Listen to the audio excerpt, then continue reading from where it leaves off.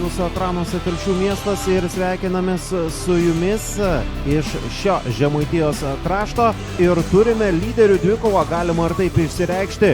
Dar vienas šansas, Mutašy.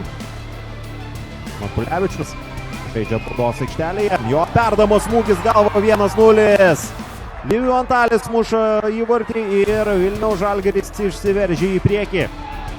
Šį kartą neleidžia jie varžovams pirmiems įmušti. Dar viena Vilniaus Žalgirio ataka, čia gali būti įvartis į savus vartus, taip ir nutinka. Labai nemalonus momentas Džiugui Bakarycane mūsų ekranuose. Na ir pirmajame tarpusavio mače buvo įvartis į savus vartus, tada Sergejus Kuliničius, rajono Hegelman. Čia Džiugo komandos ataka, Fofana baudos aikštelėje, Matulevičius. Jo perdamas Golubickui, čia šansas ir rezultatas galėjo tapti jau 3-0.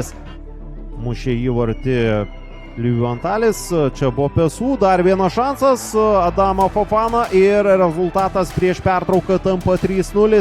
Vilniaus Žalgiris muša ir trečią įvartį.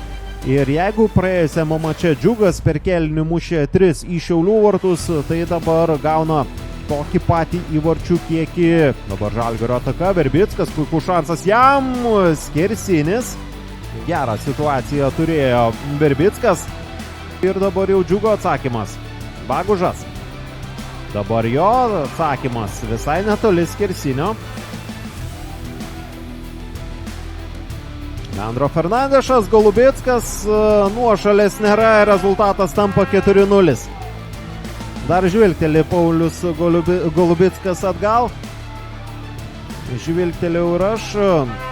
Nuošalės vėliavėlė nebuvo pakelta, Golubickas šį sezoną oficialiuose rungtynėse mušęs į Vilniaus Žalgirio vartus. Čia virpstas ir galėjo būti dar vienas Džiugo įvartis Vilniaus Žalgiriui. Oficialus sezonas jam prasidėjo tik birželio 15-ąją.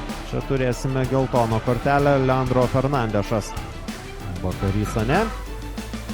Ne pačios jam tikrai geriausios rungtynės, dabar vėl jis klysta. Pasisotino Vilniaus Žalgiris 4 įvarčiais ir vicečempionas iš Telšių išvažiuos su gera nuotaika, 3 taškai, 4 įvarčiai.